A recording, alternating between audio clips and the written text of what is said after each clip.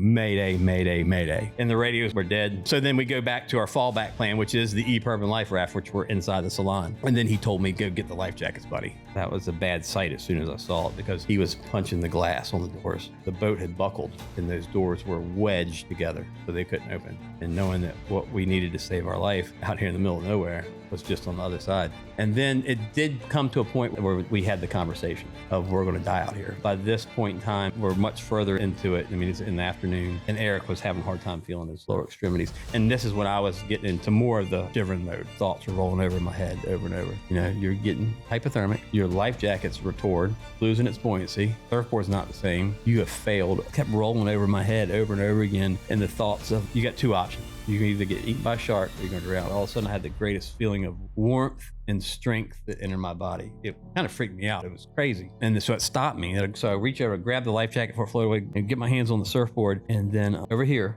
I hear a voice. It's weird because in that moment, everything in front of me said you're going to die, but I knew we were going to make it.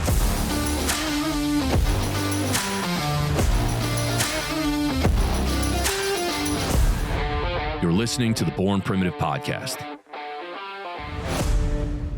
Good morning, everyone. Welcome back to the Born Primitive Podcast. Really pumped up. We got an in-person guest today, a local Virginia Beach resident. Tony, feeling good, man? Yeah. Good morning, Bear. So feeling good. 78 tomorrow. Johnny, I think we're going to fire up the boat. So, that's right. Yeah, we're coming into spring here, and the spirits are lifted. But I want to introduce today's guest, Captain Johnny Savage, a seasoned fisherman and safety expert. And there's a lot to him here, but one of the most notable, Johnny had a pretty unique experience. I'm just going to read part of the excerpt here from his bio. After working with some of the best sport fishing crews in Palm Beach, Florida, and fishing the East Coast, the Bahamas, Mexico, and Bermuda, Johnny's life took a turn after a near fatal accident in 1998. He wrote a book called Lost in the Stream, recounting his harrowing experience of being lost at sea miles off of Key West.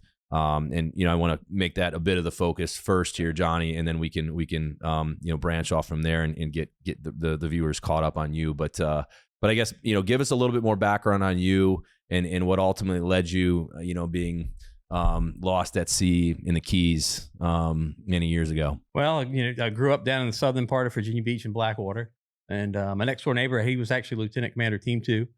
He was one of the old UDT 21 guys, so.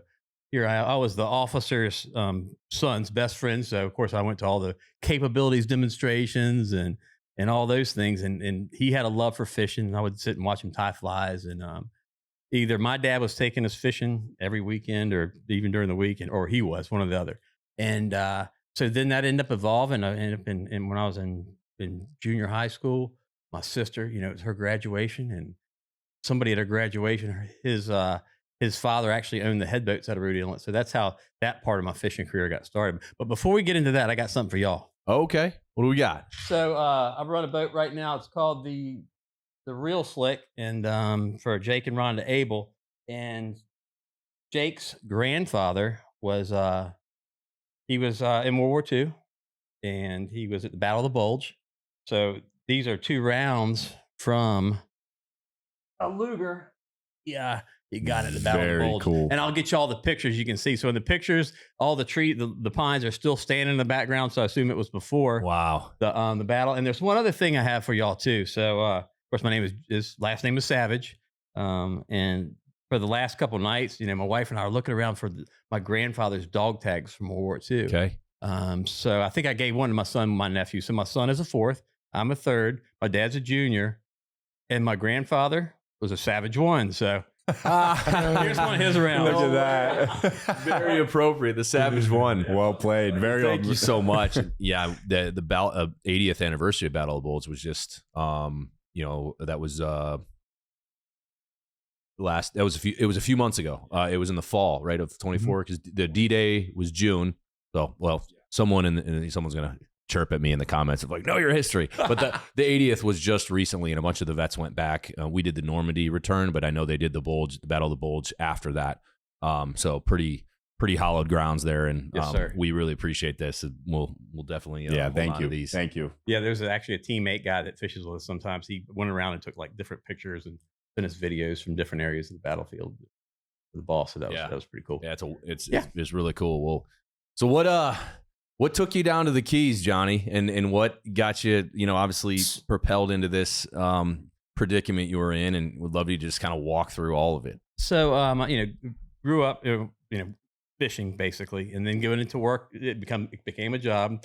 I worked on headboats for a few years. Then as I got into college, it was, I wanted to change gears. So then I started working on the offshore sport fishing boats and went to Old Dominion, my degrees in environmental health and safety. And I was actually doing an internship for the Department of Defense. And my senior year, that internship was coming to an end. They offered me a job. So I told the Department of Defense, no, I'm going fishing. So that's what got me to Florida. So back in the 90s, the best showed up to a place called Sailfish Marina for a handful of jobs. And I was blessed enough to get a job each year that I went down there. And so that's what took me to Florida. So the first year I went down, did that season. Then from there, I, transitioned over, did some Bahamas trips, and then went to Mexico, fished that season, which is typically mid to late spring. And then we'd come back up here and charter fish. So the year of 1997, something unique about that particular year, before we get into the stories, a little bit of background. So that was the strongest El Nino in recorded history. And we had storms up here that were effect from all the way over in the Pacific Ocean, we come all the way through. And we fished a lot of rough days that year. And then going down right after Christmas in 97, and then fishing into the spring of 98, we still had those El Nino effect storms coming through.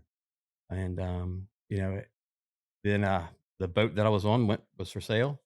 So it was time for another job. And a good friend of mine from up here, he told me about this guy up in Stuart, Florida, that had this Jim Smith that he ran, really nice, fast boat, 56-footer. And he needed a mate for Mexico. Perfect situation.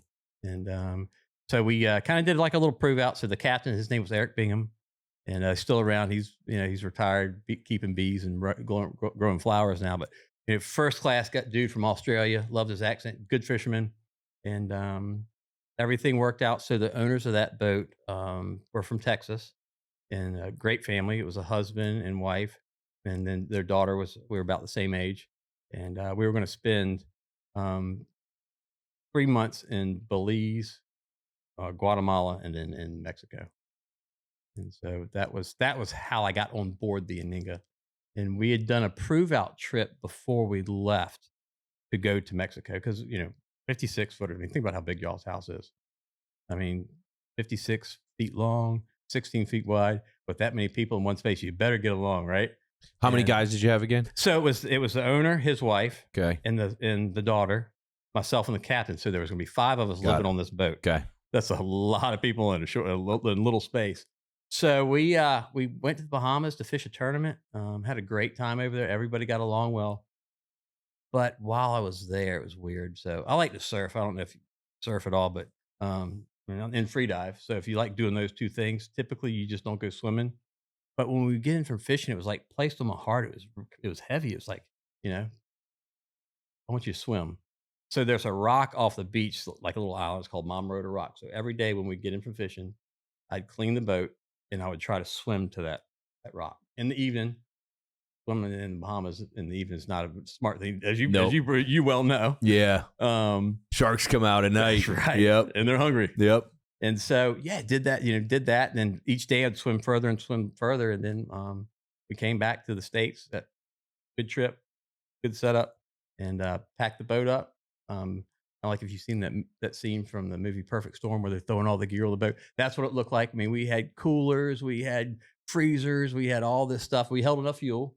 So we were one of the few boats in that time frame that held enough fuel to make the 350-mile crossing from Key West to Cancun within a day because we had the speed too. Okay. Damn. But that was very unique. So you were geared up. Key West, the goal was to get to Cancun in 1 day travel. 1 day travel. Okay. Yeah, and that kind of I remember calling my dad that night before.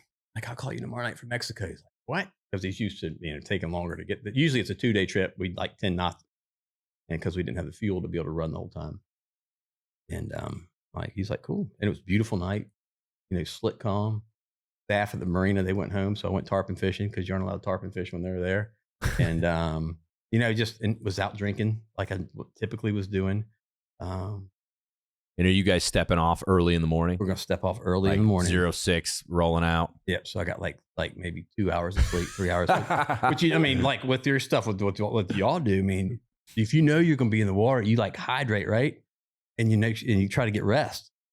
And so that was a big failure. Staying up till 4 a.m. drinking does not set you up for success. I've been there. Yeah. We've been there. Okay. And so everything was looking good. That was the morning of April 13th. Eric and I had everything set to get underway. We did have a conversation though, and that was related to our EPIRB and our life raft. So EPIRB is an emergency positioning device that, when we go down, something bad happens, we deploy that, it sends a signal out. Now it's GPS. Back then it was just a radio signal that an airplane would have pick up, and they would have triangulated our position. But the discussion was, should we put the EPIRB and life raft in the cockpit? So basically, if you don't know, so the cockpit is like the open area of the boat at the back where the fighting chair is on a sport fish. And if we put it out there, we're just going to have to clean it when we get there. Nothing ever happens during the daytime. And, somebody that went to school for safety, I should know better than that, right? Because that's classic complacency. And we have complacency all the time in our life. And, we're lucky that complacency didn't kill him in this case, because obviously, spoiler alert, I'm still alive. But those are your critical devices for safety when you're making long crossings. And just so I understand it, you basically wanted to have the life raft more readily available. Yes. If something were to happen, you can grab it, and then also the emergency beacon, like that would be right there too. Yes. And you kept it stashed. Okay. Because you were like, it's there in the daytime. What's going to happen, right? Was the thought process? Exactly. That was okay. Well, I imagine there's some foreshadowing here. And what is for two non-fishermen, like what is the risk threshold on a trip like this? Meaning, like, is it a very, very, very uncommon thing to have something happen on a trip like this, or is it maybe a small percent, but not an abnormal thing to happen? Well, that's kind of twofold. So in one way, it is very abnormal for anything to happen because we planned for it. But it was a long crossing. So when we have long crossings, typically we're more worried about a mechanical failure than anything else. But we have two engines, so we plan for it. We pay attention to where storms are. Just like fishing out of here is a good example. So, sometimes we have like pretty amazing white marlin fishing in front of a hurricane. So my philosophy is I'm not going to go out there and if I lose an engine, I'm not going to get called in it. I'm going to make sure that I have time to get back. So sometimes it may be that when it's down off of South Carolina, I may say, all right, they're projecting it's not going to be here till tomorrow, but we aren't going to go fishing today because I don't want to put y'all at risk, which is a tough call to make sometimes. And the other part of it that related to when things go wrong, typically we have time. And in our case, we didn't. So you want me to get into what happened? Yeah. Okay. All right, so you stepped out. Didn't think you needed to have the lifeboat ready. Yeah. 2 hours of sleep, hungover. You're like, what could go wrong? Yeah, no problem. Let's do it. Let's go to Cancun. Let's hair the dog. Let's get.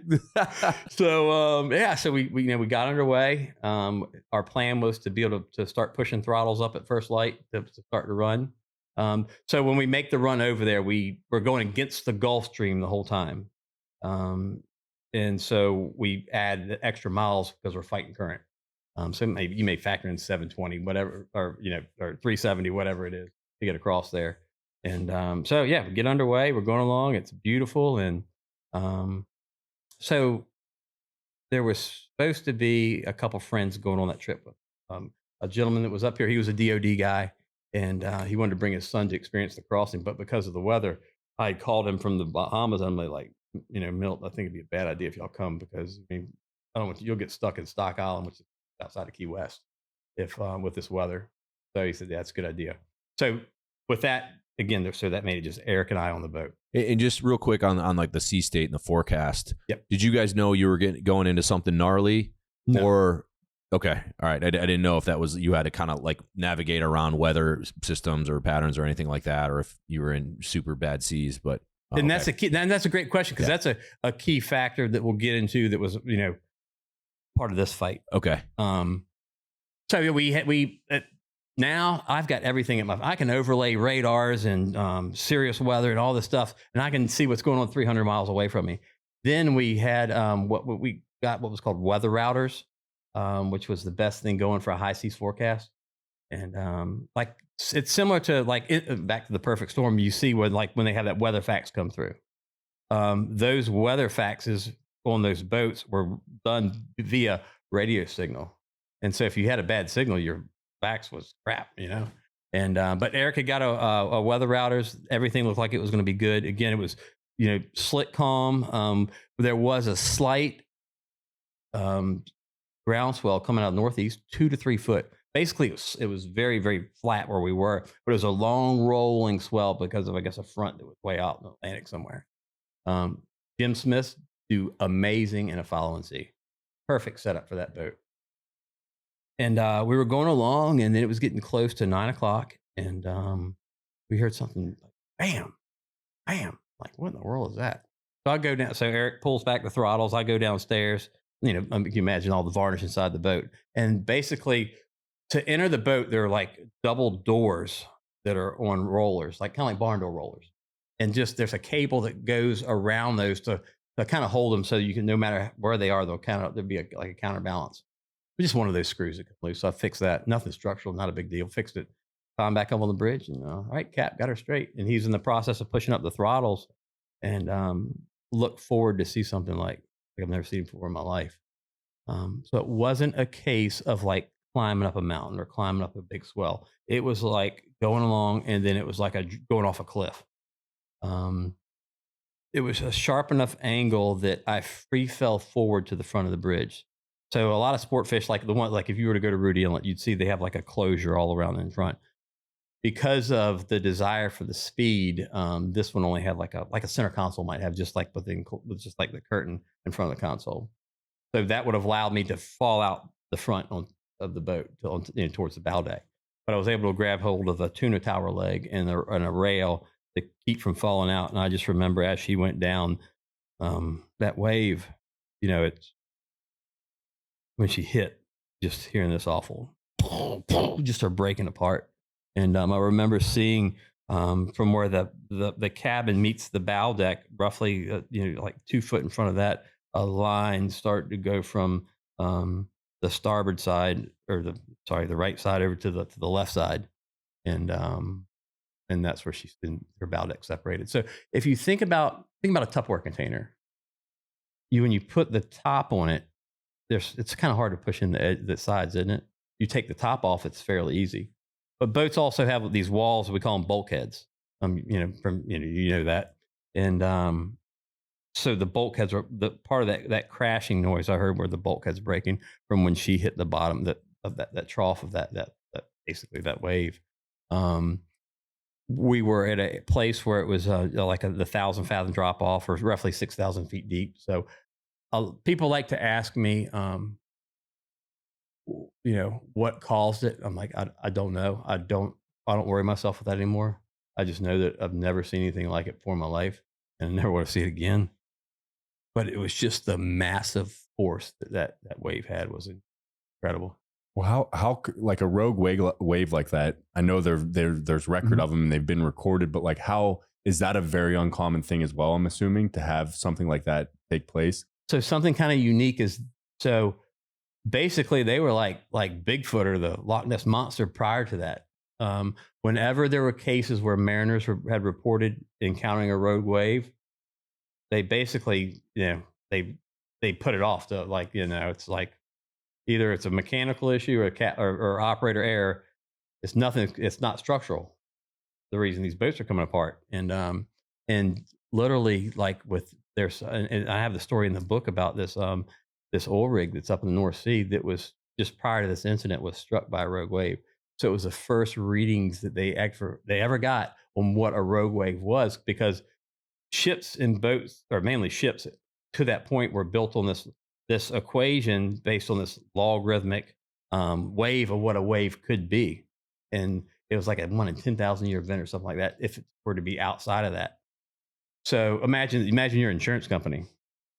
Here's this data, this record that shows that there's something out there that these ships aren't built for. you'd probably be freaking out, wouldn't you? So literally, what they did is they took a satellite and they just panned the ocean surface, and they realized that there was a lot more of those rogue waves than they thought. So I guess really when you look at the definition of it, rogue wave is just anything outside of its background sea state. Something like to this degree of magnitude that's definitely very, very rare. So you pretty much were coming back up and quickly realized you guys were just coming over the top of a rogue wave and going just plummeting straight down. And then I guess once you guys just bow plunged, like what happened to the boat? Did it just get ripped to? Yeah, so that the bow deck separated. So when the bow deck separated, basically made it like a scoop. Okay. I don't know if she broke her keel. I'm not sure what happened. We obviously, couldn't see. But she just kept going, and when she went down and she stuck, and then she kind of listed over to her port side, and then that's when Eric looked at me and said, "All right, buddy," because when it happened, I saw it. I still expected to feel it ride up, but just like you do in any boat, and but yeah, she wasn't going back up, and then that's when I turned around to him, and I'm like, she's going down, and then his first reaction was what we always do, which was immediately over to his left side, which is where our radios were, to pick that radio up for the 3 words that are the same word, Mayday, Mayday, Mayday. Even to this day, there's whenever I'm leaving the slip, I'm thinking about how many people do I have on board? What's my bottom color? The things that I would, where's my lat long? Because we use the different numbers. We use TDs fishing out of here typically, but Coast Guard's going to want them to know my lat long, and I just run those drills in my head. But there's something that's a lot bigger to that whole thing than just what with us out there. That Mayday, and I think we all need to pay attention in our lives to the people that are around us that when they're screaming Mayday, there's telltale signs, and you respond to that Mayday that they aren't crying. Yeah, then you might save somebody's life. And what is let's go the first 3 minutes. How, like you say, he reaches for the radio. What is the buoyancy on some of those? Because I'm assuming you would have some time, at least in my head, you would have some time. Is that correct? Or does that happen quick? Once you said it becomes kind of a scoop, is it sinking quick, or do you have some time to kind of navigate what that next 5 minutes looks like? Yeah, I'm curious too on just the emotions, the communication. Like, are you guys yelling, "Hey, grab the life raft," and you know what I mean? Just walk us through the scene if you can. All right, so I'll answer yours first. Mm-hmm. It's all about displacement of the vessel. A metal ship floats, right? But you break that seal and allow that water to get in, it's going down unless it can find an air pocket, right? So, and that's what had happened to the Ninga, being that the bow deck it came off, it allowed it to fill up with water, and because she lost her displacency, he was able to go down pretty quick. Although there was air in the back of the lazarette, which is the area under the cockpit. And but the other part of it is and that was always the thought, is we have time. I feel like we were a little bit more nervous on boats, like maybe production boats that were all fiberglass, because this stuff is heavy and dense and it'll go down faster. So the Aninga was made out of wood and a lot of composites, and then glassed over, and that changed that mindset around the whole fishing industry. That's what kind of like blew everybody's minds. How could this thing go down so fast? Well, she opened up. So then, and now going to yours, Bear, with the mindset. The mindset was time to go to work. You run your drills. We all run our drills with different things, whether it's my house is on fire. How am I going to get? You have what? I have 3 kids. Yeah. Yeah. How am I getting my kids out of here? Your workup stuff that y'all do. So one of the unique things fishing out of Rudy Inlet is we have a 60-mile run to get to the edge to fish. And those years of doing that, going 21 knots, which isn't very, it gave me a lot of time to think. And I would run drills in my head. So when this day happened, go to work.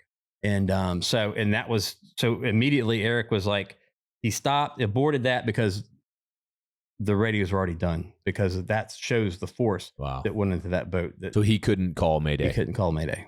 Okay. So we didn't have that. And he knew that instantly when he tried to key it up. Yeah. Yeah. When he looked over and the radios were dead, he never even tried. He never even tried to key up because it's like, they're done. Okay. So then we go back to our fallback plan, which is the urban life raft, which we're inside the salon. And then he told me, go get the life jackets, buddy. Well, another act of complacency. So when we're out of the country, like we'll set up a tent behind the boat. The tent was stacked on top of the life jackets. And with the shift, it was pinned in. So I tried as hard as I could to pull those life jackets out. And at that time, I looked over to the side while I was doing that, and I saw that the water was coming up, and it was all the way almost up to the bridge. And I'm like, hey, get off this thing. I'm going to get trapped in here. Because I was on that low side. So I stepped into the water and then swam around to the back to where Eric was. And that was a bad sight as soon as I saw it, because he was punching the glass on the doors. So the boat had buckled and those doors were wedged together so they couldn't open. And knowing that what we needed to save our life out here in the middle of nowhere was just on the other side. And that was a time frame. There wasn't a whole lot of traffic in that lower Gulf. And so yeah, from there I was over to the side. I was just kind of observing what was going on, taking in the scene. And then so we have these big thing called outriggers that go up, lay out when we go fishing. And then we have the tuna tower. So within all those things, like you have cables on the outriggers and X bracing in the tower and all these things that you can get trapped in if they catch you, if the boat's going down. And I just remember look up, seeing that. And I'm like, I told Eric, I said, Cap, we got to get away from this thing. And so she was listening to her left side, bow down. And so you think like the easy thing to do would be for us to come off that left side, right? For some reason, we cleared straight back.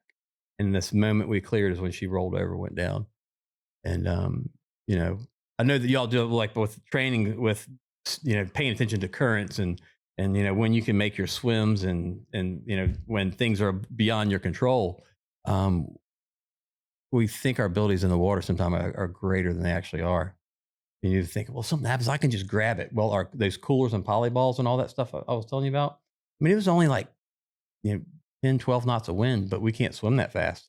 And that stuff was gone so fast. But we were able to get hold of a small bait cooler. And that was an amazing event when we were able to get hold of the bait cooler.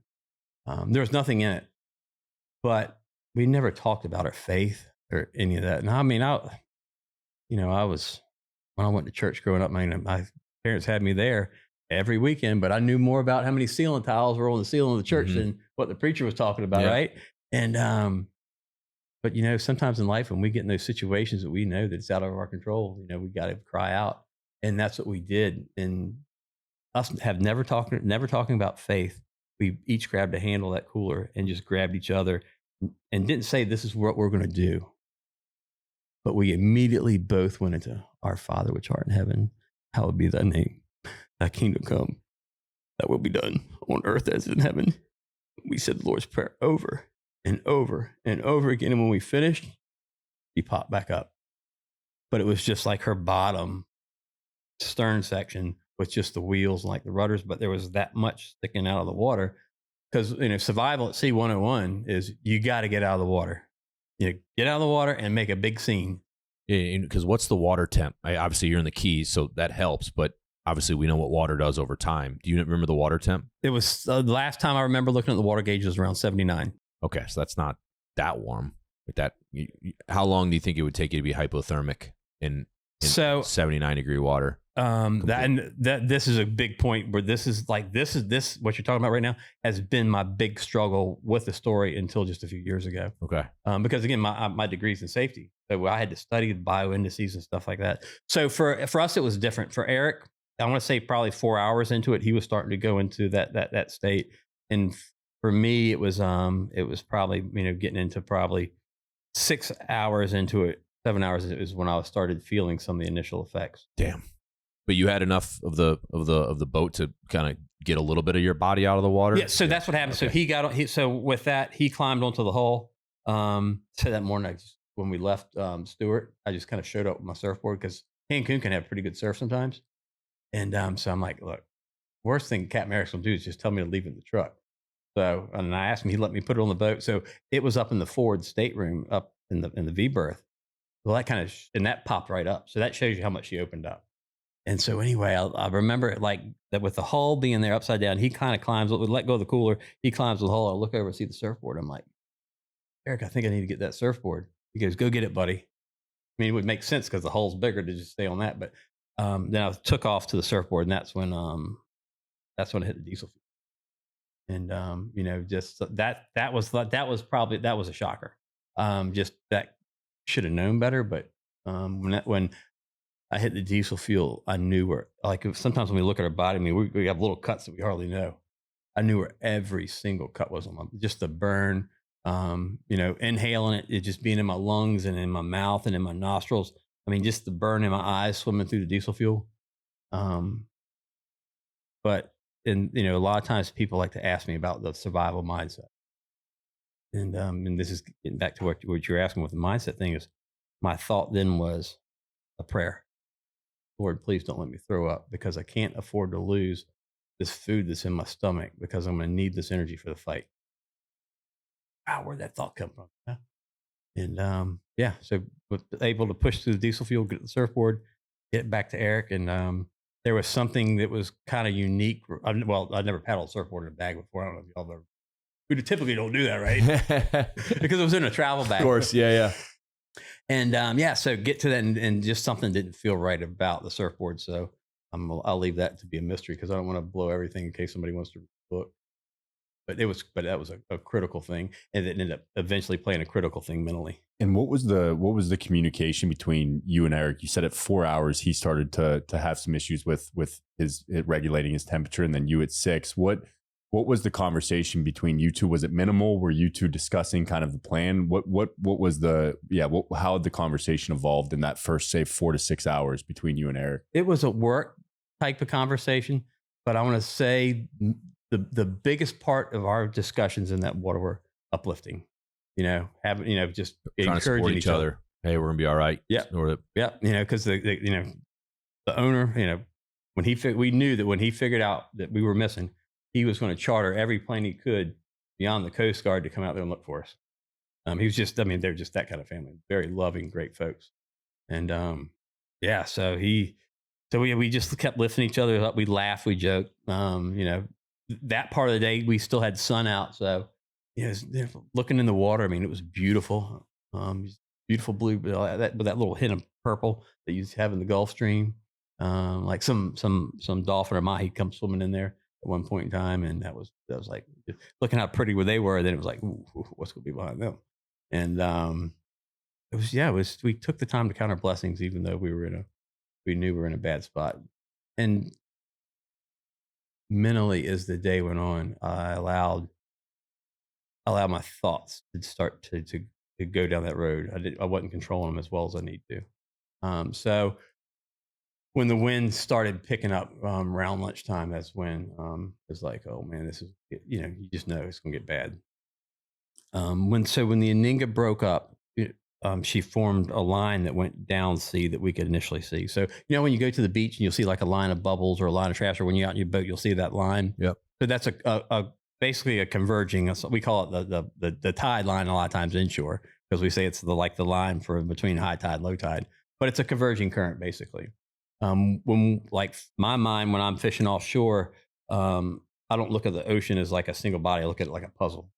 Because sometimes the difference of whether you catch fish or not is 1/10 of a degree. And so we try to track that water as it moves.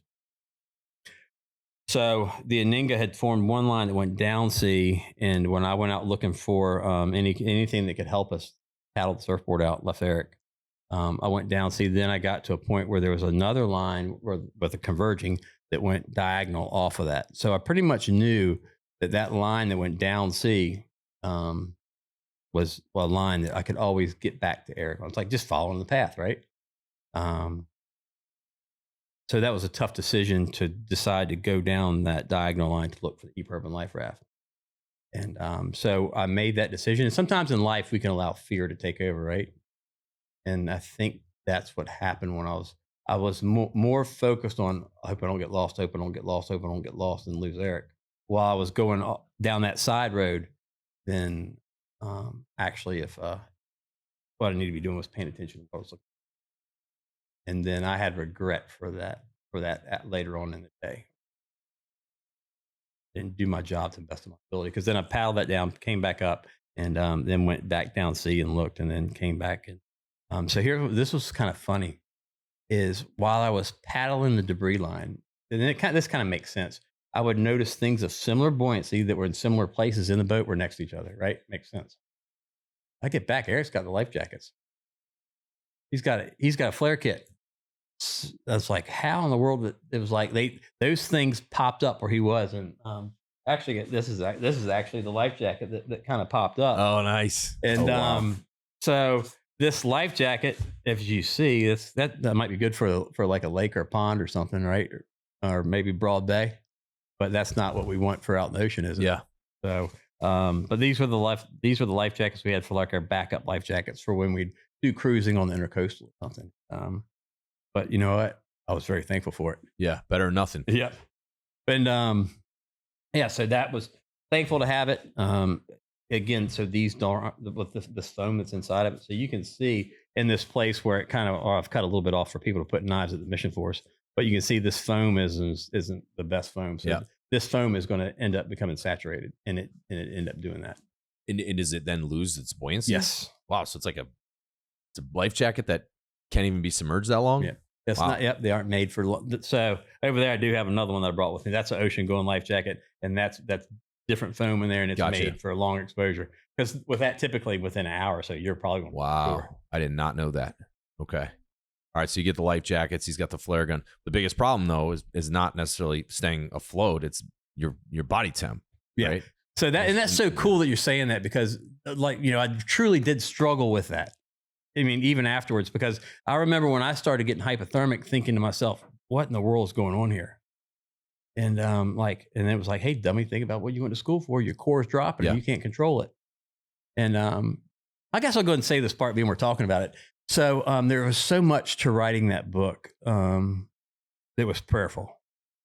When I started, it was like, Lord, put the right people in the right places.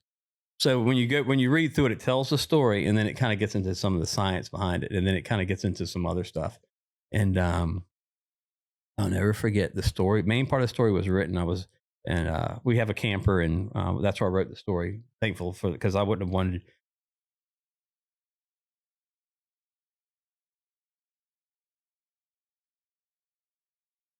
to write it. I had to go back into it. So there were times when, I'd just be on the floor and be like, God, I don't want to do this. And I'm so glad that we had the camper to do it, because I wouldn't have wanted my kids to see that. And so anyway, I know it's time for me to write the part about the hypothermia, and we can get it when we get to that point. I'll get a little bit more detail with that whole process, but that was part of my thought pattern to lead into what I did try to end my life out there, was the hypothermia. That was a factor for sure, knowing what was going to happen. So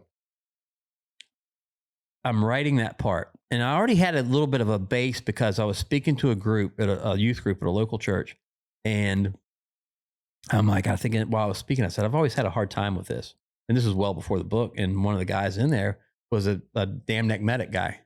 And he's like, time out. He goes, specific gravity. And when he said that, I'm like, makes perfect sense. Where the salt water was trying to get the equilibrium. So it was pulling the water out of our bodies. Mm-hmm. And I figured if anybody knows, well, y'all know that stuff, right? I'm like, is that enough for people to believe? Because everything had to be true in the book. Is that enough for people to believe it? And I'm like, I don't know what to say. Literally, my phone rings. It's a dude that lives across the field from me. And so they were newer to the area. Their kids were in 4-H, like with our kids are in 4-H. It's a livestock club. Basically, they raise, goats, lambs, hogs, or steers. Oh, we know. I'm from Indiana. Right, from Pennsylvania. So that's a big deal, right? Yeah, oh yeah. And so if you don't know what you're doing, it's a really big deal. So he's like, man, dude, he goes, I need help building a goat pen. Can you go to Tractor Supply with me? I'm like, bro, get me out of Wright and I'll be there in 10 minutes. And so I went over there, and so he's a Navy diver. And that was the best conversation I've ever had related to being able to talk about that and understand, was understanding it. And like a lot of team guys, they understand it. Just that being out there alone in the water, and the hypothermia thing. And he was like, at the end of that conversation, tell you what, I'm going to send you a copy of the Navy Dive Manual. I'm like, who's going to argue with that? that has to be the world's probably foremost expert document on the physiological effects of water on the body. And so yeah, that was an amazing gift to get that. And so part of it does get into some of the stuff that's in that book related to the equations. I'm curious on it because I actually don't know how long this endured. So I'm obviously hearing this story. So you start hyping out around the 6 hour mark. Mm-hmm. Eric is probably jackhammering at this point if he started hyping at 4 hours. What's your thought? I guess at what point do you start thinking, all right, this might be it? You know what I mean? Did that happen very early on, or were you a bit optimistic in the beginning and trying to keep each other's spirits? And did that take a turn at some point where you had to face a reality of like, all right, because I don't, you can't be hyped out that long. Eventually, you lose your ability, your motor functions go away, and you can't, you know what I mean? Like you're not going to be coherent, and you that's the end, right? Mm-hmm. So I guess I'm curious on the journey of your mental outlook as it evolved. And maybe that was a bit of a roller coaster. Maybe there were some troughs where you're like, man, we're not going to make it. And then there was some optimism that came in and no, you know what? We got to stay positive. So I guess for me and the listeners, like, what was that roller coaster like? It was a progressive. And you hit the nail on it. So it was a very gradual hypothermic, I guess, journey to get to the point where we did end up getting. So there the highs and lows, a plane going by, trying to signal that it keeps on going. It's like, yeah, here we're saved. There's a plane. They're going to see us. Nobody sees us. Were you able to shoot the flare gun? We pop smoke. Okay. They didn't see it. No. This is literally just out of a movie. Like when their plane comes by and they're like, hey, and then you think it's going to turn around. And it just keeps going. Yep. It keeps going. God. And so this was the type of flight we had. Eric had done a good, I mean, he didn't over, I mean, they did their job. They sealed, but he took the junk out and made sure these things we had more flares than what come in them. Okay. So with the plane going by, we, signal, try to signal it, and had never lit a flare in the water before. That wasn't easy, but we got pretty good at it by the end of the day. But I remember putting the flare kit back together and locking it. And so now the weather is starting to turn, and it's starting to blow, and it's blowing out of the southeast. So you got kind of a northeast groundswell with a southeast wind coming across it. So it's kind of confusing. And then so every now and then you get a little cap and look over and we see this. And that was like, and our bigger flare gun was in that one, the 21. So then at that point we made a decision that we needed to put the flares in the surfboard bag. But it was some time that went by before that decision was, we saw a cruise ship, and we burned a lot of flares on the cruise ship. And that was like watching that cruise ship go to the horizon. Now, initially, a lot of times we'll base things out of here related to the Chesapeake Lake Tower, right? I mean, it's 11 miles off the beach. So that was my thought writing the book. I really got into the line to the sight to the horizon. And I think initially my thought wasn't related to where we were on the I was thinking where you stand on the deck, right, or on the bridge, how far you can see. When I started doing the equations, I'm like, that cruise ship was so much closer. It was only like 6 miles away from it because we were at head level, Okay. And how many flares do you think you popped off? On that ship, we probably did probably easy, but 6 or 7 flares on that one. Man. Because it was that hope of, because going past, it's like, oh man, somebody's on the bridge, they're going to see us. And then, side two, it's like, all right, all these people hanging off the side looking out their windows. There's thousands of eyeballs on that ship. And then like the stern section, it's like, oh, there's always people hanging on the stern. And just when it went over the horizon, that was the point where the big crash started to happen. I think it was something that we kept to ourselves, but that's when the mental thing, like the way I like to attribute is that's when Satan started working me. Like you're a loser, you're a failure. You're going to die. Eric's going to die because of you, because you failed. You didn't do your job properly. And all those thoughts were like, and I know a lot of times we're like readers have a hard time with with this part of it, like, man, you beat you. I don't understand why you beat yourself. I mean, because Satan can do that to us. And and then like another part of that is related to the flare gun. And like I was saying, putting it in the surfboard bag. So I remember, so I think we were down to like one stick flare. And when I was going to put the flare gun in the surfboard bag, a white cap hit me and broke. And then it popped one of those. So we're down to one bullet. And I remember watching that one bullet just thinking, idiot. You got one left. Got one left. That could have been your life. And a stick. And just and again, so it's my mind. I wasn't controlling the thoughts when I was going down that road. And then it did come to a point where we had the conversation of we're going to die out here if we don't find that deep urban life raft. By this point in time, it's we're much further into it. I mean, it's in the afternoon, and Eric was having a hard time feeling his lower extremities. And this is when I was getting into more of the shivering mode. And so we had the discussion, like, I gotta go look for it. And I told Eric, I said, I don't think that I've covered that diagonal line as well as I should have. And he said, all right, buddy, go get it. I can't imagine what that was like for him. I think what he was doing is that was knowing we were in the afternoon. I think that was his last effort to save me. And so the conversation, I mean, when you're a team and, you're with your bros and the thought of being separated from them can be pretty hard. Right. And, I'll never forget that when I went to go leave him to go look that last time, that's when I was like, because I knew it was what happened when I found the EPIRB. I knew that when if the signal was picked up, they were coming to me. And so there was a lot of maybe guilt with that thought that like they would, because we've been fighting for each other's life all day long. And I told him, Eric, we're not going to stop looking until we find you. And so I took off. And you're on the surfboard? On the surfboard. Okay. So the surfboard definitely isn't in the same condition it was earlier in the day. And then I remember, and the line was starting to break apart. Wind's getting like 15, 20 now. So it's, Getting choppy. It's getting breezy, yeah. And it's, especially with that bracken wind, with the wave and the swell of different opposite directions. So I get to that diagonal and it's like, that's the monster I got to face. Because I knew at that point I could still get back to Eric. The line was still together enough. And so I made that choice and went down that line. By the time I got down to the end of that line, because I couldn't make as much time now because it was getting rough. And, just with getting knocked off the surfboard, being attentive to the debris and like focusing on the debris, each individual piece.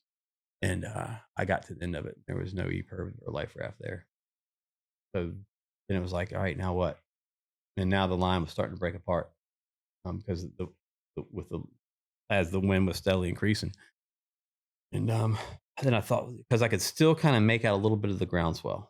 I'm like, if I paddle through the trough, then maybe I can pick up the other line and get back to him. Because I knew there was really no way of getting back to him. Going back the line that I came down because it was so separated. And now so the clouds have moved in. So at 9:00, there was a call that went from Cancun to Key West. That was this: don't send any boats. It's getting bad. So to put that in perspective, what a big deal that is so typically what we'll get with this type of communication is these are our conditions. Cap. It's your call. But for them to say, don't send any boats is a whole nother level. So something else had happened that morning.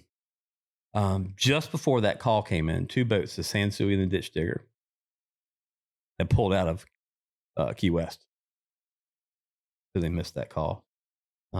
Like so much as somebody had to go up to the ship store and go to the bathroom or whatever, I might not be sitting in the chair right now.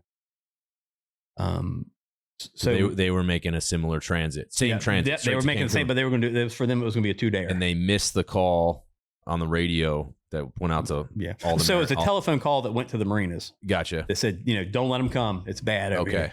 And so, back to where I was in the water, I started to just travel what I thought was a trough. And man, those thoughts were rolling over in my head over and over. You're getting hypothermic, your life jacket's torn, it's losing its buoyancy, surfboard's not the same. You have failed over and just it kept rolling over my head over and over again. And the thoughts of you got two options. You can either get eaten by a shark or you're going to drown. Because we kind of knew that when we got, when the Gulf Stream took us around to either over the Florida Straits or the banks of the Bahamas. I mean fishermen, that's what we live out there. We knew the bull sharks were going to rip us to pieces.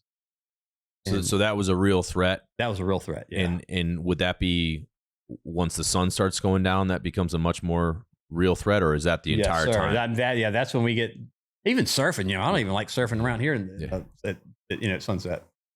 Okay, but so in what time is this? Is when you're doing this? This is probably, I want to say this is probably like 3 o'clock in the afternoon, 3 o'clock in the afternoon, something like that. So in what time of year this was? April. April. Mm-hmm. Okay, so you still got decent daylight left. Still got decent daylight left. All right, but that sun's going over that horizon here eventually. Yeah. And I can't make much time on the surface. So everything I'm doing, like the first time I went out there was like, just like you're on, just here, just going for a paddle. You know? And is the surfboard like getting like waterlogged? Like, is that, you said it's getting, I didn't think like a surfboard would in the water long enough would change its composition. When she was broken in half. Oh, okay. Oh, gotcha. All right. Yeah. So, and surfboards are made out of foam, fiberglass, and that little wood stringer. And so basically, she was cracked in half. But I guess the top deck that glass was still intact. Together. Okay. Yeah. So it wasn't separate, but yeah, that water was going to that foam. Gotcha. Okay. Damn. Yeah, and that was that. See what kind of mental thing that was, knowing that this is the only thing and we did have an engine hatch, but that wasn't very buoyant. So I ended up paddling through and seeing other debris, and then looking up, then trying to find up sea, and I can't find up sea anymore because now the wind is overtaking the swell that I can see in the background, and I'm lost, and I'm a loser, and Eric's going to die because of me, and just over and over and over again. And then I started having the thoughts of like one of my best friends here was Mike Stanley. We were roommates. Like my 1100 20 gauge. That was my first shotgun. That was in my closet. Like I wanted him to have that. I wanted my nephew to have like this really cool, like 94 blue and white Bronco. I wanted my nephew to have that truck. Just like I started going through who I would want to have what. There's no way I could tell anybody, right? And that's the thing we need to pay attention. Somebody starts talking like that, they aren't writing their will. That's, I know with some of y'all like CQB or whatever it is, like Dom's a good friend of mine. He was speaking to our foreman about situational awareness and things that you use for triggers, right? Somebody starts talking about getting rid of their stuff, that's a trigger. And so then I'd try to paddle some more. Then I realized it's done. This is it. And then it was like, I'm not going to, and I rationalized. And again, I know it was, because these aren't the thoughts. I knew I would let Satan get in my head and convince me that I was no good and I was worthless. And that dying was my only option. But then I factored in myself. I'm like, I'm not going to get eaten by a shark. That's not going to happen. So I started to plan how I was going to end it, knowing when you of course you obviously your limits in the water, right? How far can I go down, free diving or whatever. And so I figured when I got to that lowest point, I would make sure that I had a good solid exhale to get rid of any buoyancy, and then I was going to start shoving myself down. I even factored in like, what happens if it's like a trough there and I might be able to get back up to get air. So I'm going to have to give myself a couple of extra shoves to make sure that can't happen. And then I said a prayer, like, God, please. I'm gonna die out here, and I'm not gonna get eaten by a shark. Just comfort my family. I wanted them to know that I was at peace. I mean, I was in a happy place. I mean, hey, if I'm gonna go somewhere, wouldn't want to go to a hotel. I mean, a hospital bed, but let me go out here in the ocean where I love it. And I was in that process, and I'd taken my life jacket off, and I was getting ready to roll under, and then all of a sudden, and I was in that process of rolling under. All of a sudden, I had the greatest feeling of warmth and strength that entered my body. It kind of freaked me out. It was crazy, and so it stopped me. So I reach over, grab the life jacket before it floated away, and get my hands on the surfboard, and then over here, I hear a voice. And I mean, this is it's a good solid 7 foot. Wind is blowing, and you know how that consumes all sound. And I heard a voice, and it was, "John, you spend a lot of time out here. Pick your line and paddle it." And it was a calm voice, and it didn't have an Australian accent, so we know it wasn't Eric. And I was sharing the story at Kellum one time, and one of the kids asked me that. It was kind of funny, and it was like a peace came over me, and I'm not saying this to do a comparison at all, but some friends, I have some common friends with Jason Redmond, and and I've been told from you two need to get together and talk, and it was so cool. Chairs very very similar to this. Jason and I were sitting and we're talking about it, and that moment, when he was bleeding, and just like that feeling of that supernatural feeling of warmth and strength that came into the body and times when we cry out in life, and there's so many stories that you hear about that. It's weird because in that moment, everything in front of me said you're going to die, but I knew we were going to make it. I didn't know how, but I knew we were going to. And so then the next challenge was finding Eric, and I don't know how. I know it was beyond my capability, but no sun, and I was able to find a pattern in the waves, and I paddled all the way back to my captain. That's impossible. So I didn't really tell him about what happened at that point in time because I didn't know how to explain it to him. But it was so funny because as I approached him, and again, so back to with the hypothermia thing, with the interest in that, I had the dexterity that with taking the life jacket off and with doing things. So I mean, I was shivering, but it wasn't to that point. Gotcha. Yet. And when I get back to Eric, I kind of noticed the master stateroom mattress, which was a foam mattress, like a real puffy foam. So it wasn't buoyant to keep our bodies out of the water, but thinking at nighttime we can get on top of this thing, so we don't have anything hanging down for the sharks to eat. Yeah. And then I got to Eric, and sorry, Cap, I couldn't find the EPIRB life raft. That's all right, buddy. Look what I found. He holds up my backpack. I'm like, Eric, did you look in the backpack? He's like, no, I didn't look in the backpack. So it was my surfing backpack. So I had a P2 top in there, which that's kind of like a lycra with neoprene woven into it. Okay. Super warm, kind of like a felt inside. Yeah. And then I had my shorty. It's not really kind of like, for people that don't know, it's kind of like a wrestler's uniform. Yeah. But it's like a mil and a half, super thin. Okay. But it's better than shark nothing. skin. Yeah, we call it. Yeah. Okay. So Eric got the P2 top on and kind of made sure he got it, because he needed to keep that core, as warm as he could, and kind of got up on the surfboard, and I got the other one, and I was down in the water. And it's just like this neat details too. I remember at one point in time I was treading water, and then I felt something hit my hand, so I grabbed it, and my watch had come off. So this watch is kind of important to me because it's the years I traveled, all these places catching marlin, it had all these scratches on it from where the bills would whack it. And it was kind of neat to not lose that. But it was, sometimes in life, the things that we think are the worst day in our life can end up being the best day of our life ever. And I think if everybody had an opportunity to experience something like this world would be a better place. I'm thankful for every day. Yeah. How did that rock bottom and then that transition to the warmth you felt, how has that become a bit of a, I'm sure, a guidepost for you in times since then that things get hard, that you kind of reference back that point of that transition of being at a rock bottom where you're ready to sink yourself to then feeling an overwhelming warmth? How has that been a catalyst or a reference point for you moving on in the rest of your life? Short of anything, if something happened to my family, not a bad day. I could lose everything. That's okay. Fine.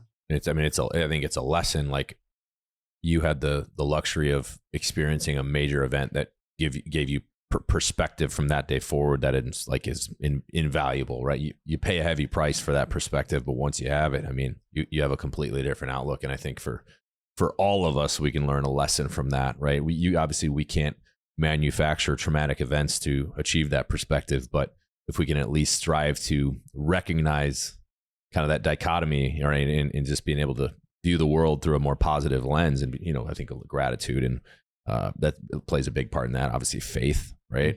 Oh, definitely. Knowing that, hey, for those that have a strong faith, that we don't call the shots here, right? Put your trust in Him, and He lets us do stupid stuff though. But yeah. Doesn't mean you can go do anything you want, but you're ride the wave and where it takes you, and trust in the process, and try to be a good human, and things are going to work out. But that's that warmth feeling's crazy. Like, cause you've heard that before from other stories that are similar. And some people think it's even like the release of DMT, right? That you're like before you die, right? That gives you that kind of euphoric, warm feeling. And I'm not necessarily suggesting that that's what you had there. Well, no, because I've questioned it a lot.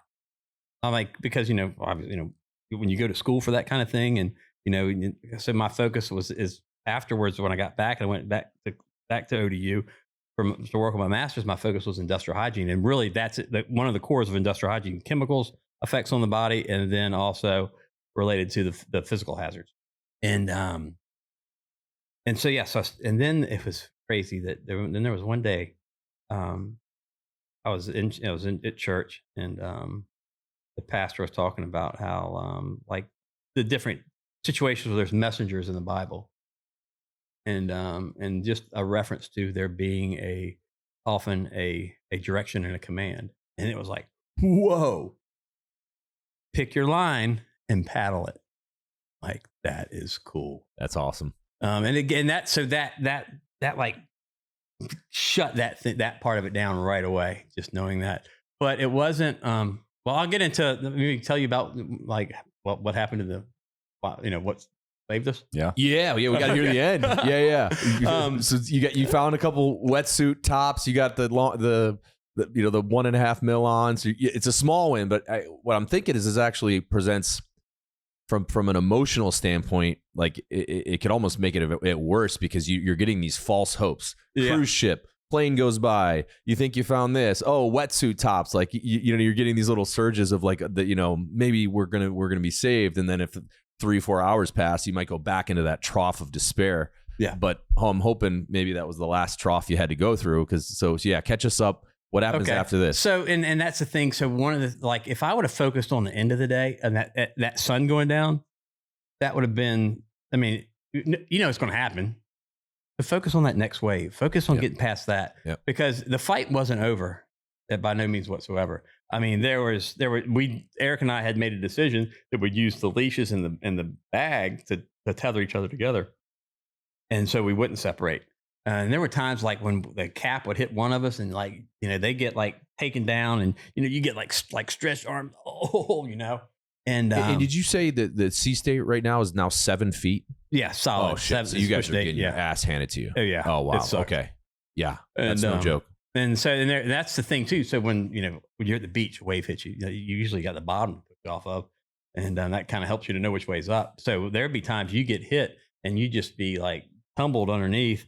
And then, kind of hopefully that you can kind of follow where your leash is going to hopefully he's not down too. So you can kind of, I just remember times of just coming back to the surface, just, because it was like a sneak attack when they hit you sometimes, like you didn't see him coming. Next time you were rolling. And then there were things like the Portuguese man of war. Yep. Like we would watch those and see one of those coming, all right, let's dodge left, let's dodge right. Because we knew if we got wrapped up in one of those, it'd suck a lot out of us. I remember, this was kind of funny, is I remember looking over, and so we needed something to like hold like we found some peanut butter, something earlier in the day to hold things together that we found. And I was paddling the line, I saw this grocery bag. That's something useful. So then I opened the bag and looked. So we do a lot of like cooking out behind the boat down there. 'Cause, it's in the middle of the jungle, in Mexico, some of the places we go, and they were the prettiest flaming you've ever seen in your life. I'm sure they were probably like all prime or Toys Plus, but anyway, I was like, man, probably $300 worth of steaks in this bag, but there's nothing they're going to do for us. But that half a cent bag might save our life. And but it was the other thing. I was like looking at, like, whoo, that blood in there ain't good. Let me get rid of these things. Oh yeah, with the bull sharks. Yeah, get that out of here. Yeah. And then so something else that was kind of funny is, so right before we had left, I went to go see the movie Titanic, and Eric had just read The Perfect Storm. Okay. So when we were in the water, I wasn't going to ask him about the book, and he wasn't going to ask me about the movie. And it was just, we cracked jokes while we were out there, but definitely the fight wasn't over. Still going through it. Wind's still building, seas building, and there came a point where I looked over and saw a single flare floating up sea, and Eric, might be a good one, but because of the sea state, like, you'd see it, and it might be 10 minutes before you see it again. Disappear. Yeah. And it wasn't that; it was only like 50 yards away. And so I told Eric, I said, I think I need to get it. Go check that one. It might be good. So he's like, all right, go ahead, buddy. So I'm paddling to go get that thing, and I get to it, and it's good. It was one of the ones from when the canister opened up. I'm like, whoa, yeah, jacked up, like, it's good, it's good, it's good. And I'm kind of, and I, just with the waves, and you kind of imagine, I kind of see him, and then all of a sudden, like, I noticed his whole facial expression changed, and he started screaming, and I couldn't, because being upwind, I couldn't tell what he was screaming. I just knew he was screaming. So I just started digging to him as hard as I could, because it was just like, there was no shit I shouldn't have did. I thought the sharks were getting him, so that's why I took off. And there's sharks in this world all over the place, and they don't have to be in the water. What are you going to do when the sharks of this world are coming after your friends and your family? That's a choice you got to make. Are you going to stay where it's safe, or are you going to run to them? That's a tough choice, sure. So anyway, get to him, and as I'm getting close to him, I hear him scream, "It's a fish!" in that Australian accent. "It's a fish boat! It's a fish boat!" I'm like, "What?" And look over. What are they doing out here? I was like, "Wow, maniacs!" Yeah. So look over, and so see the 50-foot Sansui. It was a Bertram, and so they're going pretty slow, but still, when he come down, like, there, because of the wind, when the water came up the hull, it washed over top of the curtains on the bridge. So it was in perfect unison too. Like, I strike the flare in my hand, Eric's rolling off, he grabs that flare, I go to the back of the board, grab the last bullet we had for the flare gun, load that round in, and I'm just waiting, and I'm kind of waiting for him to come up on a rise to shoot it off his front quarter, try to get his attention. Get ready to squeeze the trigger, and all of a sudden I hear, whoa, whoa, whoa, whoa, whoa, whoa. And I turn around and look, and it's the bow of the 72-foot Viking, the ditch digger.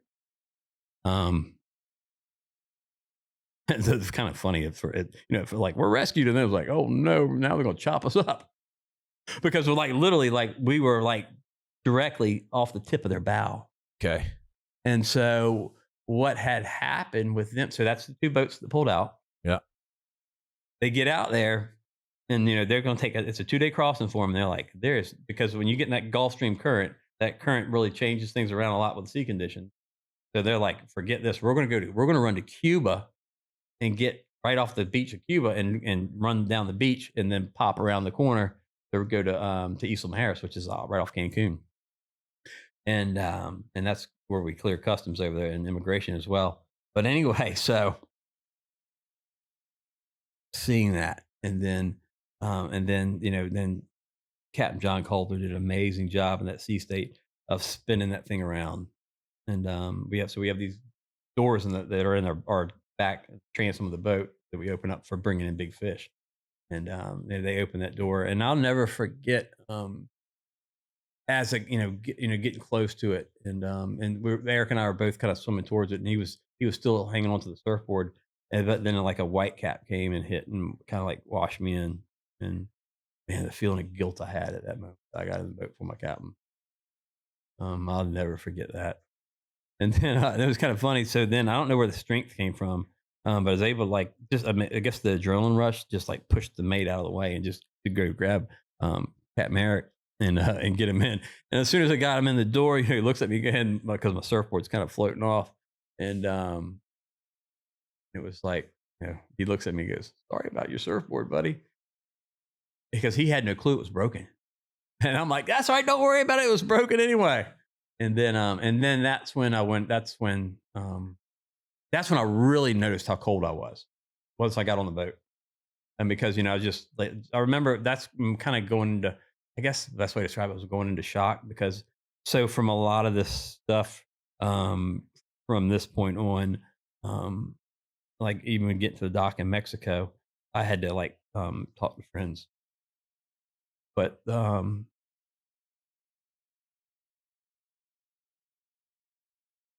part about when I went in my life and God showing up, that's whether you believe me or not. Haters can argue that all day long. We go through a lot, wife or not, over the story. There are things that happen. We're trying to write that book that the publisher never had happened before. Like literally, there was one time the whole book disappeared in their system. And I think this is the reason why that spiritual warfare is a real thing. And I think this is part of the reason why we went down 90 miles out of Key West in the Gulf Stream. We didn't try swimming across it. We didn't try swimming anywhere other than just checking the line. We're in the Gulf Stream, so we should have been coming up to the northeast, right? That's where the Gulf Stream goes at that point.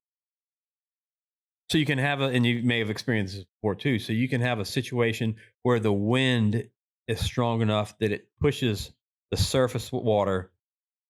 If that's the case, blowing that hard out southeast, it should have pushed us up into the Gulf of Mexico. Over the day, we drifted 19 miles across the Gulf Stream into the wind to be placed in the path of the only other boats making the crossing that day. That's impossible. It's insane. I mean, you have things that happen with eddies, and that's a spin to it, but that's just like with God put them. So there's a gentleman that actually he's recognized as like one of the world's foremost experts on currents. Like he had a service that he would basically supply data for us fishing where to fish by tracking all these those little puzzle pieces. Okay. And like he was on deck with this whole thing to like, "John, if you need me, to help validate, what happened out there for you." Like even when they had the oil spills in the Gulf of Mexico, he was the one the government called to help them out with that. And the battles that we've been through, but they're all absolutely worth it. I wouldn't change a thing. Even it was kind of funny. So I'm on camera a minute. My wife's sitting over there, but there were days where I forget to tell Satan to beat it in Jesus' name. And next thing, it's like it was known that if there was friction between us, I was immobilized from being able to do that. And Samantha would be like, you forgot to tell the devil to beat it this morning, didn't you?" I'm like, "Yep, I got busy and forgot to do that." And that was in the middle of a fight, So every bit of it's worth it, because we know of 6 lives, or at this point there could be more, I don't know, but that we've heard of there where they were on that ledge, getting ready. I mean, they made the decision they didn't want to live anymore. The story came in their life, and they're still alive today. And every bit of it was worth it. I mean, for one person, if this podcast only touches one person, to give them the hope to keep up the fight and to know that they're not alone, or saves one soul, then we're all worth it, right? Yeah, I mean, it's so wild to think like the probability of those two, ships going across. You guys are there's a wind driven current on the surface, but then there's the regular current, and somehow that all morphed together to send you guys in the exact path of their. I mean, if you could calculate probability of that, it's 1 in a million. Am I right? Like it's just crazy. If people doubt faith, I challenge them to riddle me how that happens. Right? Yeah. Riddle me how right before you were about to take that plunge, you got a feeling of warmth over you and a command to take a direction of travel and go, right? Which is straight out of the Bible. You know what I mean? Like you can't explain that No. other than divine intervention. So I'm not surprised because I know that exists. And I'm not gonna say it was easy. Yeah. I mean, I struggled for I quit going to church Yeah. because I couldn't go into the church without crying because I mean, I was just, and there was an anger that came out of me because I wasn't dealing with it. And through like a lot of the guys at the mission force that I've been working with, and a number of your brothers have helped me with this, and it's like, you know what, that was some stuff you went through out there, and I just kept putting it away and putting it away, and it took a divorce to put me in a situation where I cried out. One thing I want to pull the thread on something you said earlier that I think has a lot of symbolism here is, and you called this out brilliantly, is that, most of the distress cries aren't as blatant as a Mayday call, right? There's signs, or maybe there's, maybe some very subtle signs that we all need to be looking out for with the people that we care for. And it's almost symbolic, the fact that when Eric tried to make that Mayday call, it like wasn't working, right? Like that's, you know what I mean? And then we're using this analogy. It's not always going to be that blatant, right? Yeah. And it's on us to, we're our brother's keeper to make sure Definitely. we're checking in on our people. And I think in the veteran community, it seems like we're doing a better job of recognizing that. The police, man, they need help. They do. Yeah. And hopefully this can become, more, abundant, that, hey, check in on your buddies. And even if they seem good, because as we know, a lot of times it's the people that seem the most squared away that are fighting the big, the worst battles. So I appreciate you, kind of providing that context and that analogy. I think that's really powerful. Yeah, definitely. And, if somebody on the ledge, then you think that'll help, just let me know. Absolutely. Some of your brothers will do that. I'll get a call from like, hey, and that's the cool thing about Virginia paving. Like if I go to my boss and like, hey, look, he's like, take it up front and we'll next day it. Mm-hmm. And so as a business owner, this is kind of unique. So that book was part of my professional development program, which was, you think about a large, so we're part of one of the largest construction companies in the world. We're part of Vinci Construction. And like all the way up to like our president, even some of the guys at corporate in France know of the story, and they know that about helping other people. So it's kind of unique. Just when you put, I guess, your support as owners and executives into something that one of your employees has going on. Well, Johnny, I appreciate you being so vulnerable and sharing this. And I absolutely appreciate your kind of the emphasis on mental health here and using this as a way. Don't give up. Yeah. And that's so true. And I want to touch quickly on the Valhalla's Mission Force. Mm-hmm. Can you tell us a little bit about that and what that organization? And I know Jimmy, of course, personally, great American. But what are you guys doing over there, and what's the mission of that? So we don't do mental health. We do brotherhood, and we build champions. Is where our focus is. We have mental health experts that we can point you to, but there's two sides to the mission force. One side of it is related to flags for the fallen. So it's a commitment to get a flag to every fallen first responder in the nation. And part of where that goes back to is like Jimmy's time in the teams, and unfortunately, doing that well, he saw a gap related to first responders and maybe smaller police departments and not knowing how to respect the fallen. That may not be the proper words for it, but how to honor the fallen. Mm-hmm. And so that's where the flags for the fallen came from, and that vision, I think, came from, I don't know if you met Scott at the Mission Force. So when you read the book, there's a story in there about a Virginia Beach police officer who called me in tears shortly after our building 2. That basically all the demons came out. He was a homicide or a detective of some of the most violent crimes in the city, and he had packed him away. Called me just like busting down. like because he cares so much about his brothers in blue, and he wanted to start basically like a nonprofit type support system where we would take police officers, out hunting with us, camping, fishing, whatever it is, just to get them away so they could talk, because they felt like you can't talk to your wife about it because you want to protect them from the evil, right? And then if you talk about it at work, so when we're fortunate enough, we have a farm. Our family does in Goochland County on the other side of Richmond. Scott had been up there hunting a number of times, and he's like, "Can we take them there?" I'm like, he's like, "I want them to hear your story if they're going to be part of this group." And I told Scott, I'm like, Scott, if they're going to hear my story, they're going to hear about God because that's the only reason I'm here. He's like, I'm cool with that. And so that was starting, and it was crazy because, like I said, lived down in the southern end of Virginia Beach in the rural area. I started calling farmers to get places for these guys to go hunting. And farmers that had never allowed, I'd never known them to let anybody hunt their property before. They were like, "Yeah, sure, John, no problem. And I got a pond back there if they want to go fishing, and this would be a good place over here in these woods for them to go camping." And I kept calling. Scott was like, "Got another one, got another one, got another one."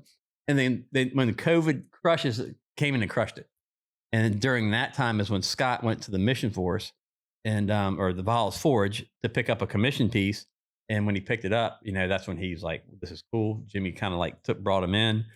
He was in the process of retiring, and he's like, "You got to come check this out." So I started checking it out. And so when we do these knife builds, we start off, we have a group come in, like when I leave here, I'm going right back over there. And so it's typically military, police, first responders, some of the military are active duty, like the EOD guys are over there, and then some current police officers. And what we do is we start off with the introduction. Everybody goes around and tells their story. We've had I've seen dudes from units that of that they've given you ride places for within 15 minutes in tears in that shop, just because of the power of that place, which have been in there and seen it. They do their introduction and tell a little bit about their history. And then from there, it goes into Jimmy talking about his time with the teams and with his leadership role. And he talks about high performance teams. He talks about the things that we allow in our lives. Talks about, and just, from day to day, I mean, it kind of changes, but he has this box that he goes around. But the speech ultimately goes back to a speech that was done by Admiral Olson. He takes parts of that and applies other things. It's about giving yourself a little bit of grace, every now and then. And then from there, we go into the build. So the knife is pretty much already put together, like the wooden shields are on the knife, and there's a hole that's in the shield. So we have artifacts that Bill Gates couldn't get. I mean, we got some crazy stuff. I think y'all got those boxes that have part of the USS Constitution in them. Correct. Yes. So, and we have a lot of other just amazing things. We got like Extortion 17, Super 64. Maybe we got some sand from the Bin Laden Trade Center Steel. Trade Center Steel. Yep. Sand from the Hot Gates from Team 2. Yeah. The most used artifact we have, though, is a piece of stone from the battlefield of David and Goliath, which is pretty cool. But the greatest thing we have is trust. And so you have the knife, we put the artifact in it, you're sanding your knife, and then you're building a Kydex sheath. So we have these stations broken up. And as we come to the stations, like, the team, we're talking to you. And I'm going to open up. I'm going to tell you a little bit of something personal about myself. I'm going to try to break that vulnerability wall so that you feel comfortable in opening up. And it's about forming brotherhoods, sisterhoods. I mean, the reason I'm here today is because of a sisterhood event that we did. We ran 160 naval special warfare wives through a knife build. That's awesome. That was, it was more of a condensed type build. But the thing is as we're doing this, we're making these connections, and we encourage, those that are building. So we have a guy, it's running for sheriff with ED guys, and they're talking, and then when this guy was doing his introduction, he's talking about being the new guy. And so you got all this different knowledge, but it's all combined. And then usually either pizza or mission barbecue. And after everybody gets their food, then I share this story. I have a different version of it that I share. So one of the ways that I've changed it recently is I've tried to cut down on the story, and then I'll turn it over and I'll start asking the questions related to, have you in your operational career, have there have been times like you felt like God was there with you? And there's always stories, and there's some amazing stories. Um, and then sometimes the matter, like guys, they don't mind me telling the stories. They don't want to know. They don't want to say who they are. But like there's one that was guy pulls me to the side where our laser etcher is, and he's like, this guy's from the 160th, and he's like, I got to tell you the story. I was on the ground in a firefight, and I'm thinking, whoa, dude, if you're on the ground in a firefight, that's probably not a good thing. And he was like, and I was surrounded. It was like, I was doing the best I could. And I was like, all right, they got me. This is it. Because then I heard a voice that said, I'm going to get you out of this. And that's pretty amazing. And also blessed too. That gentleman that owns the boat that I run, he's a big supporter for the mission force. But also he allows me to bring guys out fishing. So I got him up there on the bridge with me and we're talking. And heard stories like, God, it's a fob, bus that clacks off right across the street from him when he's up in the guard tower. When it's all said and done, there's people down around him. He looks and all these grapefruit-sized holes in the wall behind him, but there's a perfect silhouette around his body. And I think when people can realize where God was in their life and break down that pride of not wanting to see it, it makes it a lot easier to see how good he actually is. And I think we need to. There's people that don't believe because there's anger or something happened. We need to really kind of like comfort them because they're hurt probably. Yeah, and I think in those moments when you have adversity, some might have a tendency to think, okay, well, if a God did exist, this wouldn't be happening to me. And I understand that thought process, but at the same time, a lot of times there's a lesson being taught in that moment that will make more sense later on, right? And that's when it comes down to just submitting to the plan and trusting that this is part of the process. And there's, the thing you sent me, like there's seasons to life here, right? And sometimes, maybe you're in the winter season, but spring's coming, and you know what I mean? So I think from my optic, I see a lot of that where people are like, well, riddle me this. If God did exist, how would he allow this to happen in the world or this and that? And again, it makes sense, but on a personal... That's where testimony comes in. Yeah. Because you can't argue a testimony. Haters can go against it. And that's the funny thing is like with the haters, and we all have, but I accept it as a unique opportunity. And if y'all ever get a chance to come and build a knife, you'll see the power of what happens. So Jimmy's in the process of moving to out west to Colorado, and looks like we're going to be able to continue it here and then have it out there. Well, last thing I want to call out on the mental health piece and what Jimmy's doing as absolutely capturing that is like when people are in a rut, they need purpose. You know what I mean? Mm-hmm. And if someone can find purpose, like I feel like that can pull people out of a lot of bad things, because and I think especially with like men, you know what I mean? If you lose that sense of purpose, like if you leave a military unit or you're in a new phase of your life and you don't really have that shoreline anymore, and you start thinking, why the heck am I even here? That's when I think guys can start circling the drain. So to be able to align with like an organization and have a cool cause and bring people together, that immediately gives you a sense of purpose. So I would say for anyone listening that maybe is feeling a little lost or maybe struggling a little bit, give some thought on what fuels you to feel that sense of purpose. Like obviously playing in sports teams and all that, like growing up like that provided that. Me being in the military, I had that purpose. You have to search for that in other ways once those chapters end. Just giving back is one easy way. Go serve at the soup kitchen on Wednesdays. Yeah, whatever. Awesome, you know what I mean? Feeling. Join a Bible study group on that meets twice a week. Go join a beer league softball team and make some friends. You know what I mean? It's not some deep level of purpose, but it's something to get you to ground on. You know what I mean? So I think what you guys are doing is absolutely a great example, and I can see the enthusiasm, just how you tell it. I love it. I know you have purpose in that, right?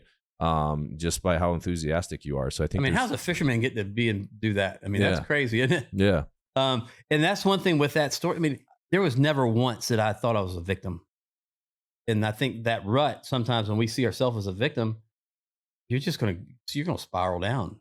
You got to step up and man up and or woman up either way, and just like, all right, I'm not going to be a victim. I'm going to get through this. Well, Johnny, we appreciate you coming in. I appreciate you having me. This was fascinating. It's also obviously always awesome to get a local in here. Yeah. And I might have to come join you out on the high seas someday. Hey, I tell you what, man. Yeah. So I just got these pants. Yeah, I see you got the Traverse pants. I noticed that. Man, these things would be like.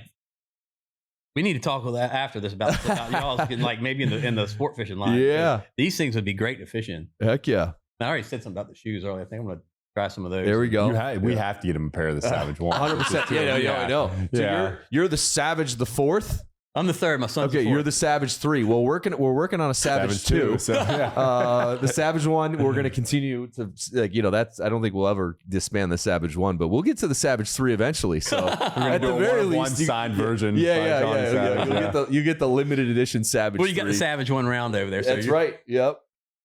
Johnny, where can, for the listener, first off, appreciate you so much telling your story, the vulnerability, but where is this book available so that the listeners have as quick access to make a purchase? The quickest and easiest way is Amazon. Perfect. Cool. Perfect. And it was #1 new release for boating, ships. My favorite, Coping with Suicide Grief, and like Samantha put it listed it under survival biographies. I'm like, what in the world? There's no way we'll get any kind of tag. Sure enough, it got #1 new release, survival biographies, and it's hit #1 bestseller a few times under boating and fishing. Love it. Awesome. Well, congrats on being able to turn something like that into something that can inspire others. And never think that you can't do something. I mean, like, I'm like a terrible writer.